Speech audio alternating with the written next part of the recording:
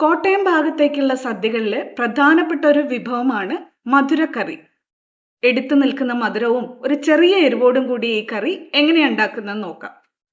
എല്ലാവരും ഇത്തവണത്തെ സദ്യക്ക് ഇതൊന്ന് സേവ് ചെയ്ത് വെച്ചോളൂ കേട്ടോ. നമസ്തേ, ഞാൻ ധന്യ. ഇത് വെജ് കേരള. എല്ലാവർക്കും വെജ് കേരളയുടെ ഒരു പുതിയ വീഡിയോയിലേക്ക് സ്വാഗതം.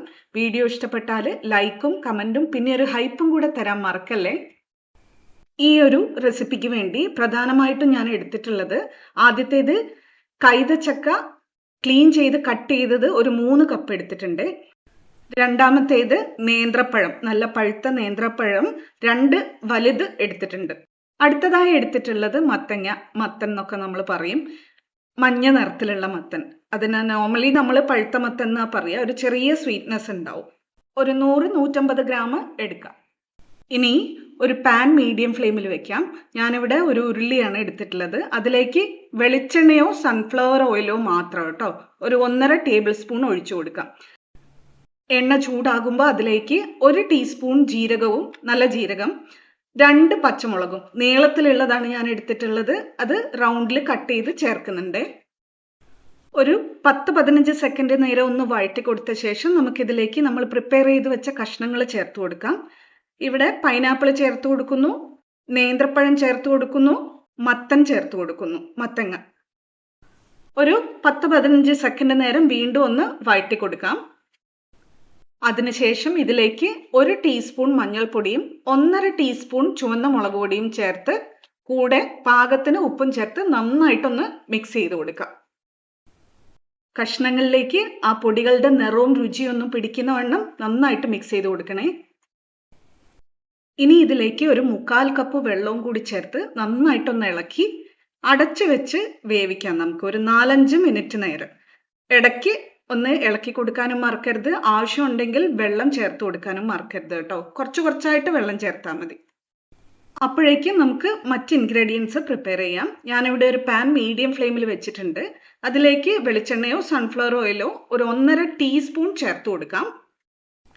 എണ്ണയൊന്ന് ചൂടാകുമ്പോൾ ആദ്യം അതിലേക്ക് ഒരു 20 സ്പ്ലിറ്റ് ചെയ്ത കശുവണ്ടി പരിപ്പ് ചേർത്ത് ഒന്ന് നമുക്ക് വറുത്ത് കോരിയെടുക്കാം. ഇതുപോലെ ഒരു ലൈറ്റ് ബ്രൗൺ നിറമാകുമ്പോൾ നമുക്ക് എണ്ണയിൽ നിന്ന് കോരി മാറ്റാം. ശേഷം തീ ഓഫ് ആക്കാതെ അതേ പാനിലേക്ക് നമുക്കൊരു 1.25 കപ്പ് ചിരകിയ തേങ്ങ ചേർത്ത് ഒന്ന് റോസ്റ്റ് ചെയ്തെടുക്കാം.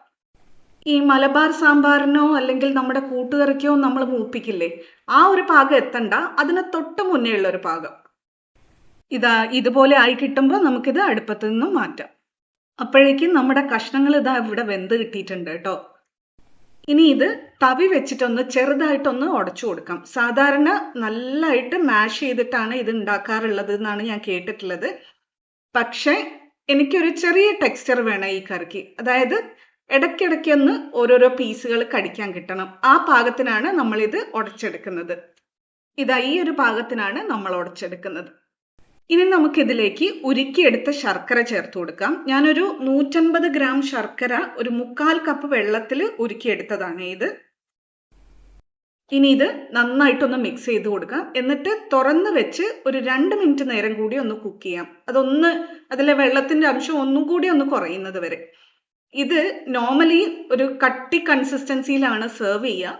പക്ഷെ ഞാനിന്ന് ഇത് ഉണ്ടാക്കുന്നത് കുറച്ചുകൂടി ഒന്ന് ലൂസ് കൺസിസ്റ്റൻസിയിലാണ്. ശർക്കര ചേർത്തിട്ടുള്ളത് കൊണ്ട് ഒന്നുകൂടെ ഇരുന്ന് കട്ടിയാവുകയും ചെയ്യും. ഇനി നമുക്ക് നമ്മൾ നേരത്തെ വറുത്ത് വെച്ച തേങ്ങയും അതിൻ്റെ കൂടെ തന്നെ കശുവണ്ടി പരിപ്പും ചേർത്ത് കൊടുക്കാം. വറുത്ത് വെച്ച കശുവണ്ടി പരിപ്പ് ശേഷം നന്നായിട്ട് ഇളക്കി യോജിപ്പിച്ചു കൊടുക്കാം. തേങ്ങയും കൂടെ ചേരുമ്പോൾ അതിനൊരു നല്ല ടെക്സ്ചർ കിട്ടും. പക്ഷെ ഇടയ്ക്കിടയ്ക്ക് ഈ ചെറിയ കഷ്ണങ്ങൾ കടിക്കാൻ കിട്ടുന്നതിൻ്റെ രുചിയൊന്ന് വേറെ തന്നെയാണ്. തീയിൽ വെച്ചോണ്ട് തന്നെയായിരുന്നു നമ്മളിത് മിക്സ് ചെയ്തത്. ഇനി നമുക്കിത് അടുപ്പത്തുനിന്ന് ഇറക്കി വെക്കാം. ഇനി ഒരു ചെറിയ താളിപ്പിലേക്ക് കിടക്കാം. ഇതും ഇമ്പോർട്ടൻ്റ് ആണ്. ഒരു പാൻ അടുപ്പത്ത് വെച്ചിട്ടുണ്ട്. 2 ടീസ്പൂൺ വെളിച്ചെണ്ണയോ സൺഫ്ലവർ ഓയിലോ ഒഴിച്ചു കൊടുക്കാം. മീഡിയം ഫ്ലെയിമിലാണ് ഉള്ളത്.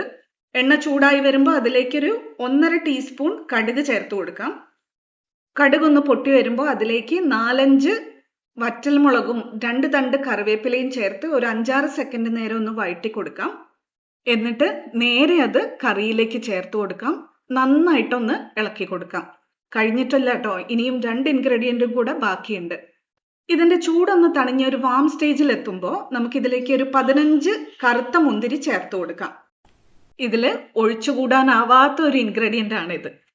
ഇനി ഇതിലേക്ക് ചേർക്കേണ്ടത് 2 ടീസ്പൂൺ പച്ചനെയ്യാണ്. ഇതാണ് ഒരു ടേസ്റ്റ് മേക്കറാണ്, പക്ഷെ ഇന്ന് ഞാനിത് ചേർക്കുന്നില്ല, കാരണം ഞാനിത് വീഗൻ ഫ്രണ്ട്ലി ആക്കുകയാണ്. നിങ്ങൾ വീഗൻ ആണെങ്കിൽ നിങ്ങൾക്കും നെയ്യ് ഒഴിവാക്കാം.